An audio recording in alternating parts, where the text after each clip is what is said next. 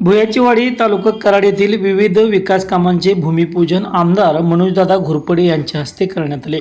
यावेळी जिल्हा परिषद सदस्य मदनभाऊ काळभोर, भाजपचे जिल्हा उपाध्यक्ष सुरेश तात्या पाटील, माजी सरपंच संजय कदम तसेच उमरज मंडळ अध्यक्ष योगराज सरकाळे, रणजित कदम, रामराव भोसले, महेश कुमार जाधव, पैलवान अजित जाधव, सत्यवान मोहिते, प्रमोद कदम तसेच मान्यवर ग्रामस्थ मोठ्या संख्येने उपस्थित होते। भुयाचीवाडी येथे मंजूर झालेल्या हायवे ते गावापर्यंतच्या मुख्य रस्त्याचे भूमिपूजन यावेळी करण्यात आले। तब्बल 20 वर्षांनंतर या रस्त्याला जिल्हा नियोजनमधून 25 लाख व स्थानिक विकास निधीतून 35 लाखांची मंजुरी मिळाली आहे। तसेच जलजीवनमधून पाणी योजना, गावठाणातील अंतर्गत रस्ते व ग्रामपंचायत इमारत बांधणे आदी कामांचे भूमिपूजन यावेळी करण्यात आले। या कार्यक्रमाप्रसंगी भुयाचीवाडीचे माजी सरपंच संजय कदम यांच्यासह अनेक ग्रामस्थांनी मान्यवरांच्या उपस्थितीत भारतीय जनता पार्टीमध्ये जाहीर प्रवेश केला।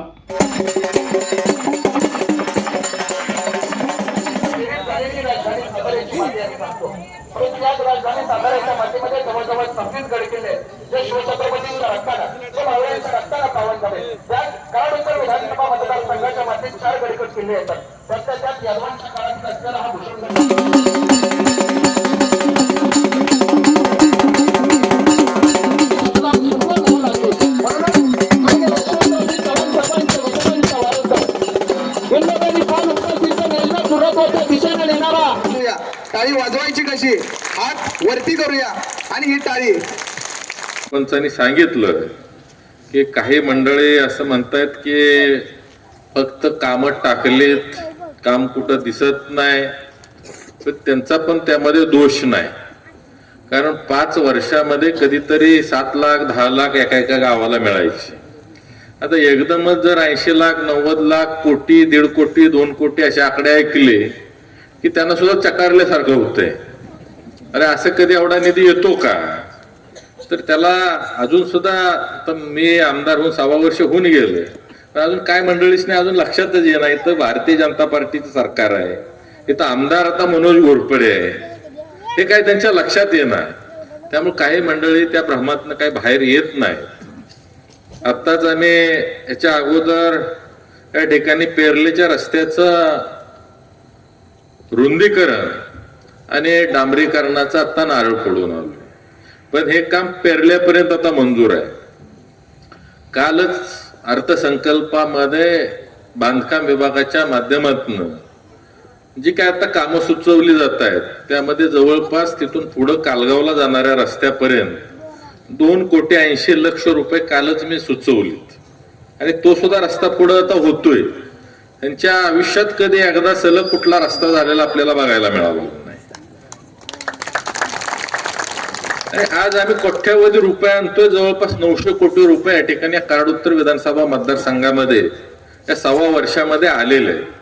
शेवटी शासकीय कामं ज्या वेळेला मंजूर होतात त्याला प्रशासकीय मान्यता मिळते, त्यानंतर त्याचं इस्टिमेट होतंय, इस्टिमेट झाल्यानंतर त्याचं टेंडर होतंय, आणि टेंडर झाल्यानंतर वर्क ऑर्डर होते, मग तो संबंधित कॉन्ट्रॅक्टर काम सुरू करतो। आज ज्या वेळेला ही प्रोसेस आपण सुरू करतो त्यावेळेला किमान 6 ते 9 महिन्याचा कालावधी किमान ह्या सगळ्या प्रोसेसला जात असतो। त्यामुळं बऱ्याच मंडळींना, ज्यांना आपलं बरं वाटत नाही, ज्यांना चांगलं वाटतंय त्यांना असं वाटतं ही गती आहे ती कायम राहिली पाहिजे। पण काही मंडळींना जरा ज्यांचे जुने लागे बांधे, खरं तर आता जिल्हा परिषद इलेक्शन झाल्यापासून सरपंच तुम्हाला बाकीची बोलायची कमी आली असतील, कारण या कराड उत्तर विधानसभा मतदारसंघामध्ये त्यांनी काही जहागिरा तयार करून ठेवल्या होत्या। सगळे गड या ठिकाणी, मी म्हणणार नाही मी पाडले, लोकांनी सगळ्यांनी ते गड उद्ध्वस्त करून टाकलेले आहेत। आज मदन भाऊ ज्या मतदारसंघातनं या ठिकाणी जिल्हा परिषदचे सदस्य झाले, मला सगळे जिल्ह्यात म्हणायचे तुमचं तिथं काय येणार नाही, मसुरात काय येणार नाही, रहमतपुरात काय येणार नाही, पण सगळीकडे नीटनेटकं आलं। सगळीकडे भारतीय जनता पार्टीचे या ठिकाणी उमेदवार लोकांनी निवडून दिलेले आहे, आणि त्या माध्यमातून या कराड उत्तर विधानसभा मतदारसंघामध्ये एक फार मोठं परिवर्तन झालेलं आपल्याला पाहायला मिळते। आज जर आपण बघितलं तर या ठिकाणी शरद पवार गटाचा उमेदवार जर तुम्ही जिल्हा परिषद मध्ये शोधला दुर्बिणीनं तरी सापडणार नाही, अशी परिस्थिती आहे।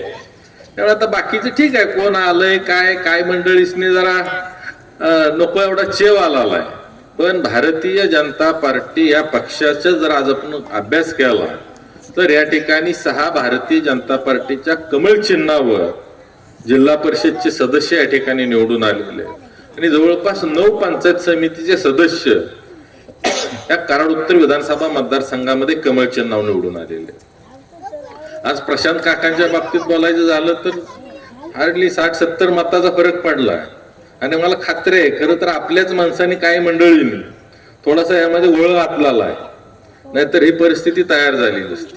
आज उमरेजची सीट 39 मताने गेली. आज तिथं सुद्धा 400-500 मतं आपल्याच माणसांनी वेगळ्या दिशेने गेलेले. आज पार्टी मोठी झाली, प्रत्येकाला वाटत होतं मला संधी मिळाली पाहिजे आणि त्या माध्यमातून थोडस नैराश्यातनं काही गोष्टी या ठिकाणी घडलेल्या आहेत. काही मंडळी या गावातील आपल्या बरोबर शेवटच्या दिवसापर्यंत पण होती, पण शेवटच्या दिवशी काय तसनी मनात आलं, काय मंडळी पुन्हा माघारी फिरली. म्हणजे तरी एवढं सगळं होऊन सुद्धा आज फार मोठ्या प्रमाणावर बंडखोरी होऊन सुद्धा आज अतिशय चांगल्या पद्धतीचा जिल्ह्यामध्ये आपल्याला भारतीय जनता पार्टीचा रिझल्ट या कराड उत्तर विधानसभा मतदारसंघामध्ये आलेला आपल्याला पाहायला मिळतोय. आज भोयाची वाडी गावामध्ये जो हायवे पासून येणारा रस्ता आहे त्याला आपण जवळपास 25 लक्ष रुपये टाकलेले आहेत, आणखी 35 लक्ष रुपये प्रस्तावित आहे.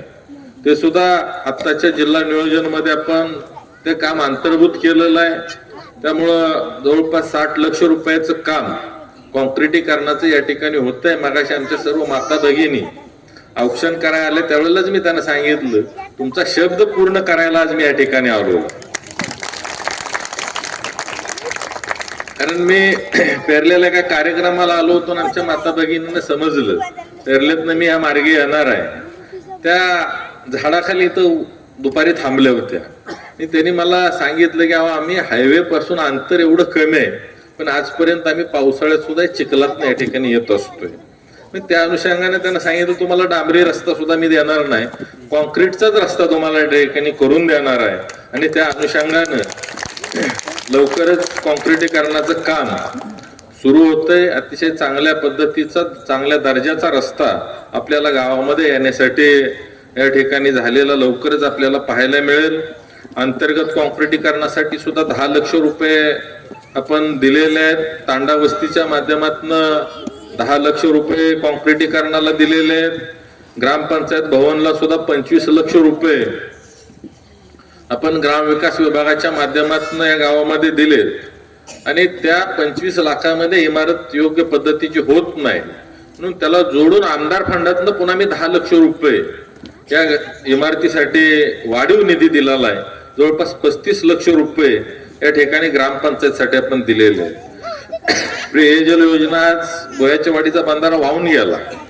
त्या ठिकाणी जॅकवेल नदीच्या तळातून आता वरच्या बाजूला बरेचसं खाली गाळ वाहून गेल्यामुळं पाण्याची पातळी कमी झालेली. आता त्यासाठी सुद्धा जवळपास 69 लक्ष रुपये पेयजलसाठी आपण प्रस्तावित या ठिकाणी मागणी केलेली आहे आणि लवकरच त्या ठिकाणी हेही पैसे आपल्याला मिळतील आणि हेही काम लवकरात लवकर सुरू करून चांगलं शुद्ध पाणी या ठिकाणी आपल्याला देण्याचं नियोजन या माध्यमातून लवकरच आपण करतोय.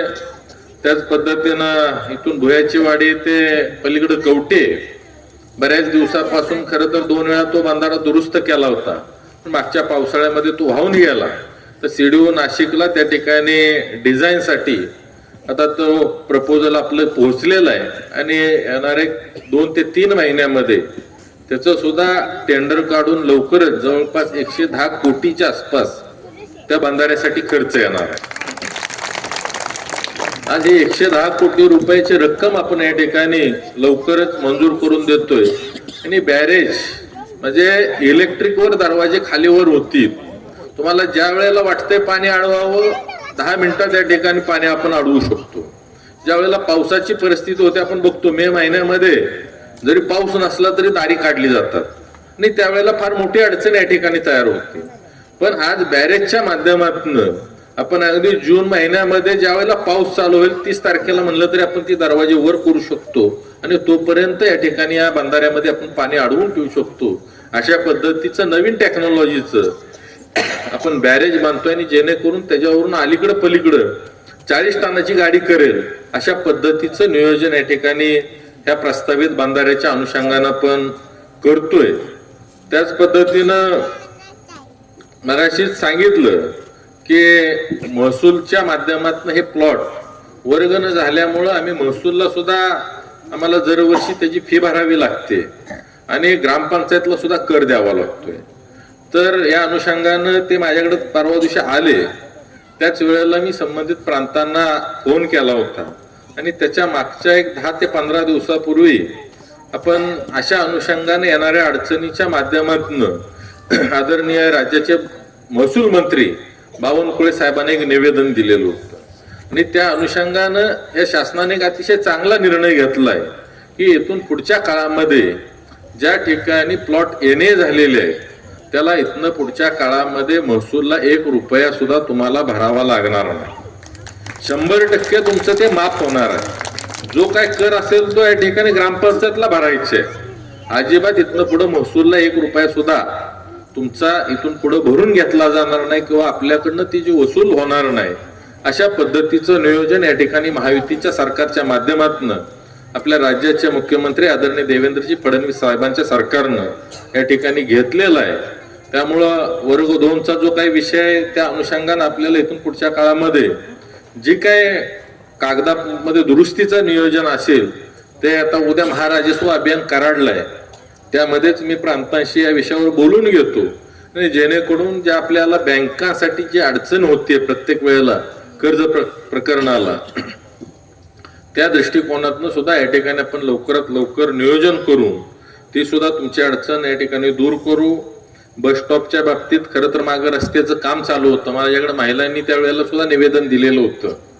त्या अनुषंगानं आता रस्त्याचं काम जवळपास पूर्ण झालंय आणि इथला जो काय बस थांबा आहे त्यावेळेला सुद्धा काही गाड्यांचा आपण बस चालू केला होता थांबा आणि ज्या आता उर्वरित ज्या गाड्या आहेत त्याचं मला तुम्ही थोडंसं वेळापत्रक आणि गाड्यांचे रूट जर दिले तर त्या सगळ्या गाड्यांना या ठिकाणी कंपल्सरी स्टॉप देण्याच्या नियोजनानं या ठिकाणी लवकरच आपण हाही विषय मार्गस्थ करू. तसंच आता खरं तर रस्त्याचं काम अजूनही प्रगतीपथात आहे. त्यामुळे काही ठिकाणी नेमप्लेटचा विषय होतोय की आता आपण रोज जातो त्यावेळेला आपल्याला समजतंय भोयाची वाडी आली, उमरज आले, गावं कुठले आली. नवीन येणाऱ्या माणसांना जर बघितलं तर सगळंच आता नवीन इन्फ्रास्ट्रक्चर तयार झाल्यामुळे त्या गोष्टीची अडचण येते. तर हायवेची जी काही यंत्रणा आहे त्याला सुद्धा लवकरच या ठिकाणी आपले जे काही नेमप्लेट आहेत गावाच्या त्या लावण्याचं नियोजन या ठिकाणी करून देण्याचं सुद्धा या ठिकाणी आपण मार्गस्थ करू. त्याच पद्धतीनं आज जर आपण बघितलं तर आजच्या पेपरलाच उमरजच्या उड्डाणपुलाला केंद्रीय मंत्रिमंडळाची टेंडरला मान्यता सुद्धा मिळालेली आहे. त्यामुळं त्या सेगमेंटल ब्रिजचं काम येणाऱ्या 20 ते 30 तारखेच्या दरम्यान मार्चच्या सुरू करण्याचं आमचं नियोजन आहे की जेणेकरून या पावसाळ्याच्या आत तिथं डायव्हर्शन करून येणाऱ्या 1.5 ते 2 वर्षामध्ये हा सेगमेंटल ब्रिज सुद्धा पूर्ण होईल आणि जेणेकरून आपल्याला जी काय उमरजला तर भोयाच्या वाडीला कायम जावं लागत असते पण वाहतुकीची कोंडी एवढी आहे की त्या रस्त्यावरून खाली उतरायची काय मानसिकता होत नाही. पण इथनं पुढच्या काळामध्ये त्याला खाली 8 लेन आणि वरून 6 लेन अशा जवळपास 14 लेन त्या ठिकाणी तयार होणार आहेत आणि इथनं पुढच्या काळात उमरजच्या सेगमेंटल ब्रिजमुळं उमरजच्या सुद्धा मार्केटला अतिशय चांगल्या पद्धतीचे दिवस येणाऱ्या काळामध्ये झालेले आपल्याला पाहायला मिळत आहेत. आज जर आपण बघितलं तर स्वातंत्र्यपूर्व काळापासून भगतवाडी असेल, साखरवाडी, जंगलवाडी आणि खरं तर हितरगाव 500 मीटरवर असून आमचं भोयाची वाडी ही सुद्धा रस्त्यापासून वंचित होती. खरं तर तुम्ही जसं मदन भाऊ बोलला की मागच्यानी केलं नाही म्हणून आपल्याला करायची संधी मिळते.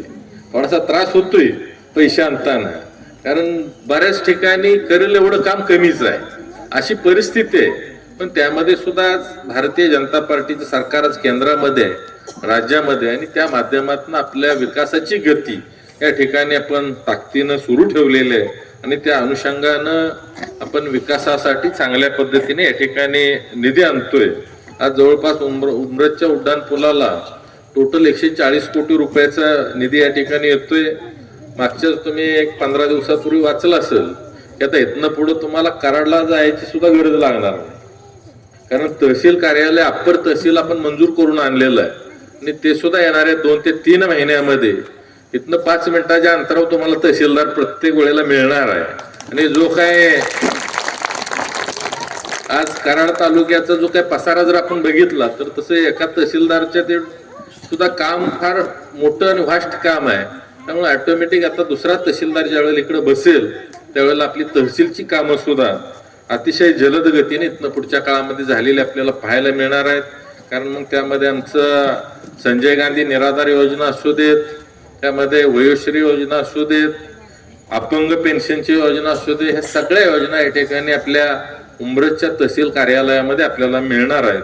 त्यामुळे जे काय आता आपली अडचण होती ती इथून पुढच्या काळामध्ये होणार नाही.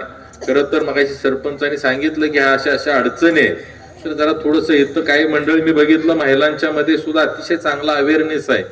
थोडंसं पुढाकार घेऊन काही मंडळींनी ज्या निराधार महिला आहेत त्यांना श्रावणबान पेन्शन योजना असेल, निराधार पेन्शनची जी काही योजना आहे त्याच पद्धतीने अपंगांची योजना, या सर्वच्या सर्व योजना देण्याच्या अनुषंगानं तुम्ही प्रस्ताव माझ्यापर्यंत आणून द्या. तिथनं पुढं मंजूर करून घ्यायचं काम माझं आहे. फक्त ते आपल्या त्या नियम अटीमध्ये सुद्धा बसणं हे फार गरजेचं आहे आणि त्या अनुषंगानं त्या माध्यमातून सुद्धा चांगल्या पद्धतीचं काम येणाऱ्या काळामध्ये आपण करतोय. विश्रामगृहाला सुद्धा जवळपास 2.25 कोटी रुपये आपण आता उंब्रजच्या आणलेले आहेत. आणि आत्ताचा जो अर्थसंकल्प आहे त्या अर्थसंकल्पामध्ये आणखी जवळपास 3.5 कोटी रुपयाची आपण मागणी केलेली आहे. जेणेकरून आता पहिलवान तुम्ही लवकर नियोजन करा भूमिपूजनाचं, त्याचं टेंडर वगैरे झालंय, तुमचं नारळ फोडायसाठी काम राहिलेलं आहे. त्यामुळे उंब्रज नगरी एक अतिशय आदर्श अशा पद्धतीची करण्याच्या अनुषंगानं आज अप्पर तहसील असेल, विश्रामगृहाचं काम असेल, त्याच पद्धतीने उड्डाण पूल, ह्या सगळ्या गोष्टी आपण जर बघितलं तर जुने लोकप्रतिनिधी म्हणायचे ह्यातलं कुठलीच गोष्ट होणार नाही, पण आपण करून दाखवलंय. आणि 1.5 वर्षाच्या कालावधीमध्ये या सर्व गोष्टी या ठिकाणी करून दाखवल्यात. मग अशीच विषय निघाला आंबरवाडी धनगरवाडीचा. बऱ्याच वेळा माणसं म्हणायची ही सगळं गाजरच आहे, पण आता त्यातल्या 3 योजना या ठिकाणी आता पूर्णत्वाकडे गेलेल्या आहे. अगदी आता आर्वीला सुद्धा पाणी चालू आहे. जिल्हा परिषदचं मतदान होतं त्याच्या आधी 5 दिवस आपण पाणी चालू केलं, तर त्या आर्वीमध्ये सुद्धा जाऊन प्रचारांनी केला. इलेक्शन पुरतं पाणी चालू केलेलं आहे. आता जवळपास 8 दिवस झालं त्या आर्वीमध्ये पाणी चालू आहे. आज निगडीच्या बाजूला सगळीकडे पाणी चालू आहे. कारण सवय होती, कारण त्या नेते मंडळींना पण वाटायचं 5 वर्षात 10 लाख आलं, 2-4 बोकडं कापायची, मोठा कार्यक्रम घ्यायचा, त्या 10 लाखातच समाधान असायचं. पण आज आम्ही कुठेही बोकडाच्या नादाला लागत नाही. काय असेल का तर आपले 8-8, 10-10 कामं एका एका गावामध्ये सुरू आहेत. काम सुरू होणं, ते काम होणं हे फार गरजेचं आहे. आणि त्या अनुषंगानं आपण या ठिकाणी प्रत्येक विकासात्मक कामाच्या दृष्टिकोनातून कायमच ताकदीने या ठिकाणी प्रयत्न करतोय. आज आपण बघतोय पाल इंदोली उपसा सिंचन योजनेचा सुद्धा खरं तर भाव आपल्याला फार मोठा फायदा झाला. आज चोरे विभागातल्या सर्व मंडळींनी, बरेचसे नेते आपल्यापासून पळून गेले तरी सुद्धा मतदार काय पळाला नाही. त्या मतदाराने आपल्या विश्वास टाकला आणि या ठिकाणी फार मोठा बदल घडवून आणण्यामध्ये अतिशय चांगल्या पद्धतीचं योगदान या ठिकाणी झालेलं आपल्याला पाहायला मिळतंय. त्याच पद्धतीनं आज जर आपण बघितलं तर गणेशवाडी उपसा सिंचन योजना, इथं शेजारची आपली काशीळ उपसा सिंचन योजना, त्याचं सुद्धा काम येणार 1 महिनाभरामध्ये सुरू होतंय. त्यामुळं त्याच पद्धतीनं हायवेवरचे काही महत्वाचे ब्रिजेस आहेत हे सुद्धा आपण त्या ठिकाणी करून घेतलेले आहेत. आज कुठंही कामामध्ये आपण कमी पडलो नाही आणि इथून पुढच्या काळामध्ये सुद्धा कमी पडणार नाही.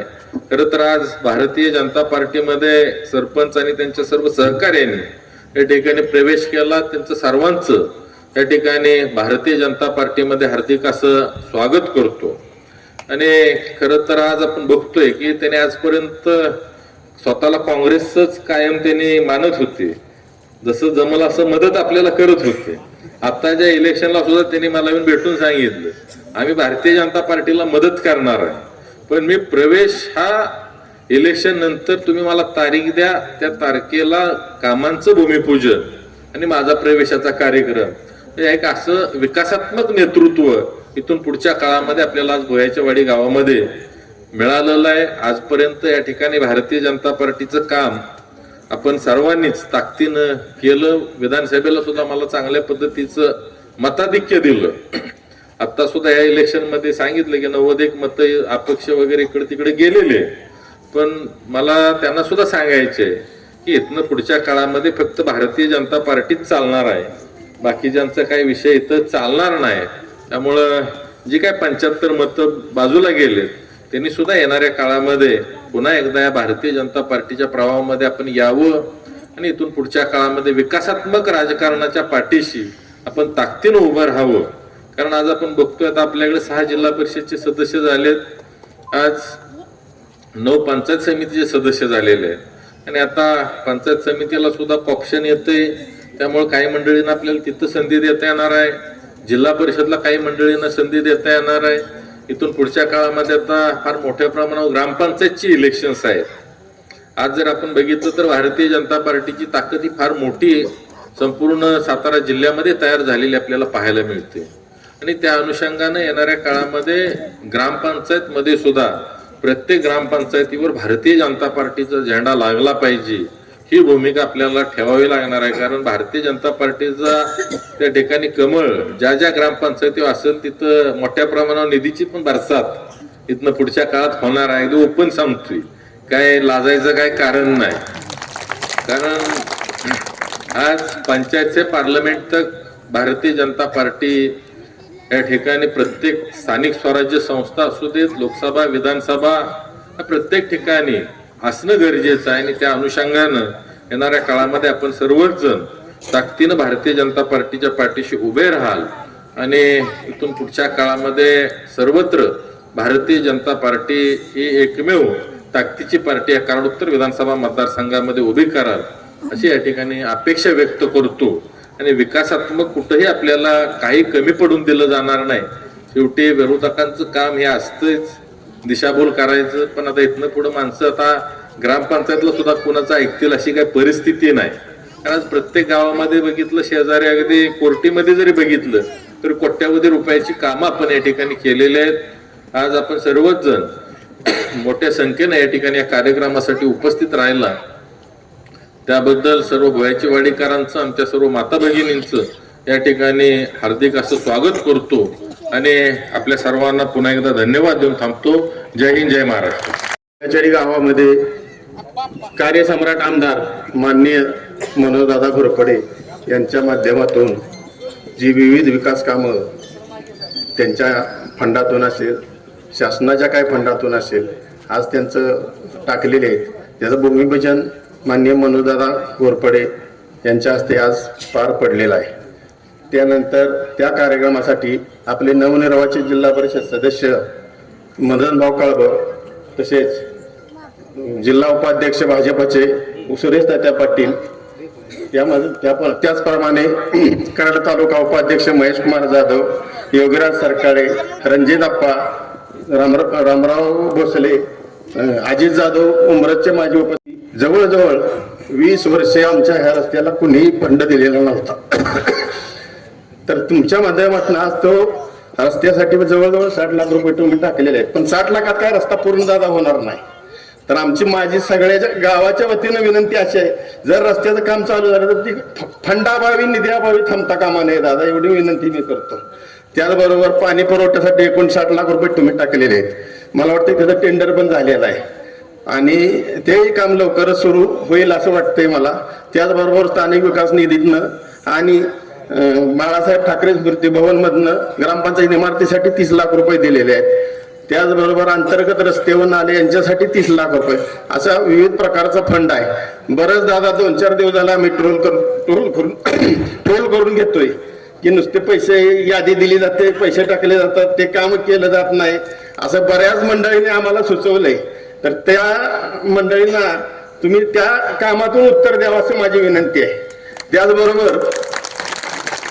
त्याचबरोबर काय वैयक्तिक लाभाच्या गोष्टी दादा, आमच्या गावात बऱ्यापैकी महिला अशा आहेत की ज्यांना वय 65 आहे, कुणाचं वय 45 आहे, काय किरकोळ निकषामुळे त्यांना संजय गांधी निराधार योजनेपासून किंवा श्रावण बाळ योजनेपासून त्या लोकांना ती केली जात नाही. तर तुम्ही योग्य त्या अधिकाऱ्यांना सूचना करून आमच्या गावातला तो सर्वे करून त्या महिलांना ते अनुदान मिळण्यासाठी प्रयत्न जरूर करावेत. त्याचबरोबर असेच काय आमच्या गावात कलाकार मंडळ आहेत त्यांच्या मानधनाचा पण प्रश्न बरेच वर्ष म्हणजे प्रलंबित आहे. त्या मानधनासाठी सुद्धा आपण काय करता आलं तर बघावं. त्यानंतर अजून घरकुलाच्या संबंधी बरेच असे पात्र लाभार्थी आहेत दादा की ज्यांच्याकडे जागा उपलब्ध आहे, सगळं आहे, त्यांच्याकडे काहीतरी किरकोळ कारण कुठं उत्पन्न दाखला मिळत नाही, कुठं कसला दाखला नाही, तर त्यासाठी त्या लोकांच्या घरकुलाचा एक प्रश्न प्रलंबित आहे. तोही आपल्या मार्फत त्या अधिकाऱ्यांना सूचना देऊन पूर्ण करावा अशी विनंती करतो. इथून पुढे अशाच आमच्या गावावरती लक्ष राहावं आणि उत्तरोत्तर प्रगती गावाची होत जावी. मी वैयक्तिक तुम्हाला काहीही मागणार नाही, मी आतापर्यंत कधी मागितलेलं नाही, पण इथून पुढे गावावर चांगलं लक्ष ठेवा एवढी विनंती आदरणीय दादांच्या नेतृत्वामध्ये होतोय. आपल्या गावच्या भूमिपुत्रासाठी टाळी वाजवूया, हात वरती करूया. ही टाळी अभिमानाची आणि स्वाभिमानाची वाजवूया आपल्या गावच्या भूमिपुत्रासाठी.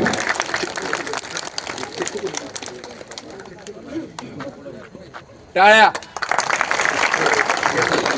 संजय शिवाजीराव कदम आपलं मी भारतीय जनता पार्टीमध्ये स्वागत करतो. यानंतर प्रवीण रामचंद्र चव्हाण ग्रामपंचायत सदस्य बोळेचवाडी आपला भारतीय जनता पार्टीमध्ये पेरले ग्रामपंचायत सदस्य सन्मान्य प्रवीण रामचंद्र चव्हाण. आपला पक्षप्रवेश अमरजी सोनवणे, आपला पक्षप्रवेश वलचंद्रजी पाचंगे, आपला पक्षप्रवेश सुरेशजी काकडे. आपण मंचावरती याचा आदरणीय दादांच्या नेतृत्वामध्ये भारतीय जनता पार्टीचा मफलर घालून आपला या ठिकाणी पक्षप्रवेश होतोय. भगवानजी काळे, मच्छिंद्र अशोक चव्हाण, पेरणे सोसायटीचे चेअरमन सन्मान्य मच्छिंद्र अशोक चव्हाण, पेरणे ग्रामचे सोसायटीचे चेअरमन सन्मान्य मच्छिंद्र अशोक चव्हाण, सन्मान्य अमोलजी सूर्यवंशी,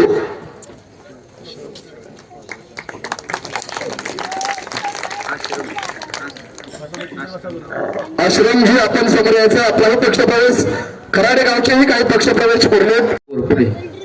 यांच्या कामाच्या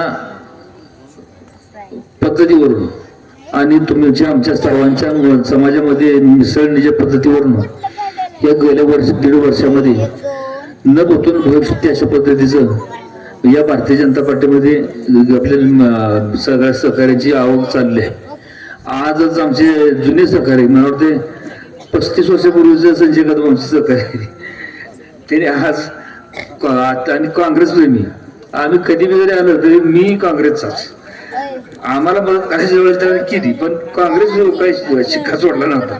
पण आज अगदी हसतमुखानं आज त्यांनी भारतीय जनता पार्टीमध्ये प्रवेश केला.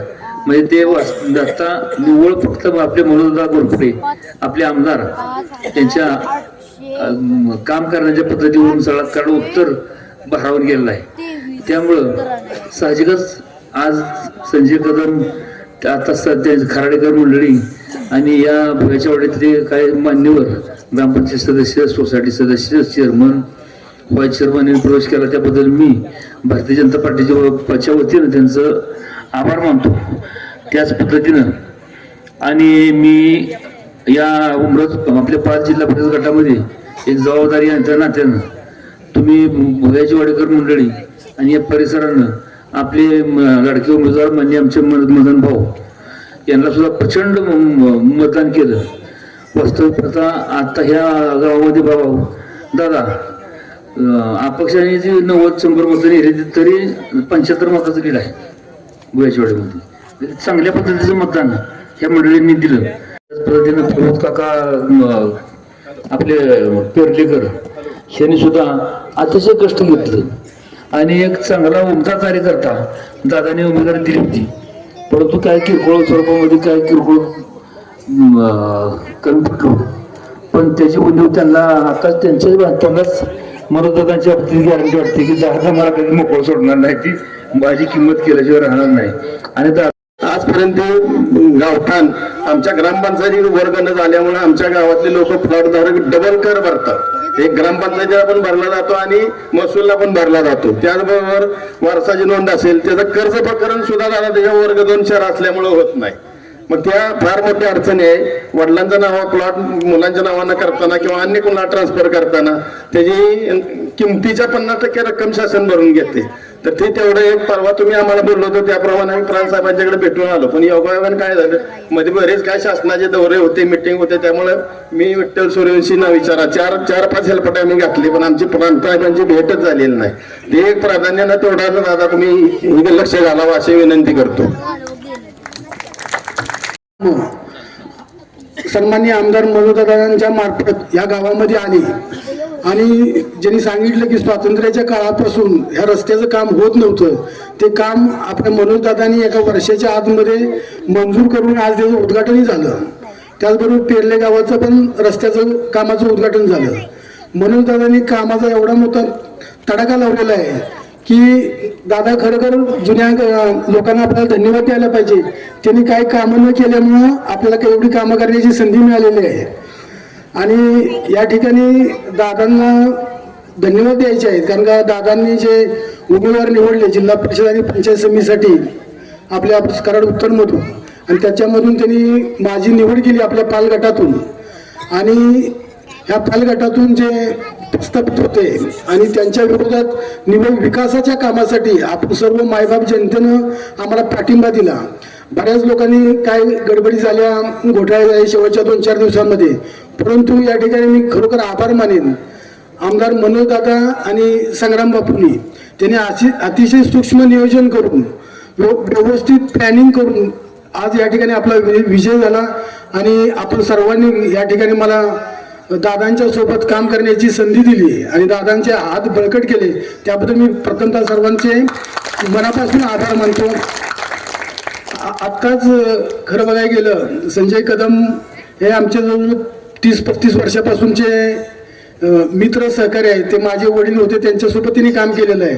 परंतु आज त्यांचं भाषण ऐकताना की त्यांची जी ह्या गावाविषयी तळमळ आहे किती म्हणजे त्या पोटतडकीनं ते आता सांगत होते, त्यांचं मन भरून आलं की जे जुन्या लोकांच्यावर त्यांनी मनापासून प्रेम केलं पण काय झालं नाही आणि गावासाठी खरोखर जे प्रेम आणि इच्छा असणारा असा जो सरपंच तुमच्या गावाला मिळालेला आहे ते खरोखर आपल्याला भुयाचीवाडी गावाचं पण चांगलं नशीब म्हणायला लागेल.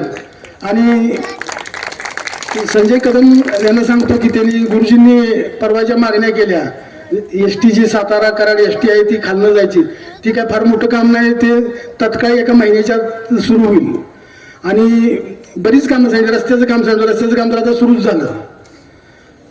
त्याचबरोबर नामनिर्देशन पाटी लावायचे आहे गावाचे हायवेला, तेही काम आपण ती काय दादांच्या पर्यंत जायची गरज नाही. दुसरी जी काय प्लॉटिंगची कामं सांगितली होता सरपंचांनी त्याच्यामध्ये दादा स्वतः लक्ष घालतील, जिल्हाधिकारी प्रांतांच्या लेवलला ते फॉलोअप घेऊन ती कामं करतील यात मला काही शंका वाटत नाही. त्याचबरोबर मी आता एक जिल्हा परिषद सदस्य म्हणून तुम्हाला एवढंच सांगतो, इलेक्शनच्या काळामध्ये पण सांगितलं होतं आपल्याकडे फक्त आमचे सुरेश तात्या पाटील यांच्या नेतृत्वाखाली आम्ही नुसती पाल ग्रामपंचायत जिंकली आणि त्यावेळेला मनोजदादा आमदार नव्हते, नुसत्या एका ग्रामपंचायत जिंकल्यामुळे आम्ही 45 कोटी अख्ख्या पाल गावामध्ये आणले फक्त 5 वर्षामध्ये. मनोजदादा त्यावेळेला आमदार नव्हते पण त्यांचा फॉलोअप एवढा मोठा होता. एखादं छोटंसं जरी काम असलं आणि मी मुंबईवरनं सांगितलं की तात्या असं अडचण झालेली आहे आणि आपल्याला मुंबईमध्ये मंत्रालयातून ती फाईल पुढं हलवायची आहे, तात्यांनी फोन करायचा मनोजदादांना, मनोजदादा म्हणायचे या तात्या उद्या सकाळी सातारला आपण जाऊन येऊ मुंबईला त्यांचं काय काम नसलं तरी पण त्या एखाद्या छोट्या मोठ्या कामासाठी सुद्धा दादा स्वतःची गाडी घेऊन तात्यांना घेऊन मुंबईत यायचे, तिथे थांबून दिवसभर त्या कामाचा फॉलोअप घेऊन ती काम करून घ्यायचे. म्हणजे असला आमदार आपल्याला जो मिळालेला आहे की त्यानं संपूर्ण आपल्या समाजसेवेसाठी वाहून घ्यायचं ठरवलेलं आहे. छोट्या मोठ्या कामासाठी पळणारा असा आमदार आपल्याला मिळालेला आहे. त्यामुळं इथून पुढं मी तुमचा एक लोकप्रतिनिधी म्हणून जिल्हा परिषद सदस्य म्हणून निश्चितपणे दादांच्या पाठीमागे लागून दादांचा हात धरून बाबा जी महत्वाची कामं आहेत ती 100% पूर्ण करण्याची या ठिकाणी मी ग्वाही देतो. आणि आता वेळ खूप झालेला आहे, दादांनी एवढी मोठी कामं केलेली आहेत, सगळ्या कामांचं दादा त्यांच्या भाषणामध्ये सांगतीलच, परंतु आपण सर्वांनी दादांच्या मागं आमच्या मागं टाकलेला विश्वास त्याला आम्ही पात्र राहू आणि आपल्या कामांसाठी फॉलोअप घेऊ एवढी या ठिकाणी ग्वाही देतो आणि थांबतो. जय हिंद, जय महाराष्ट्र.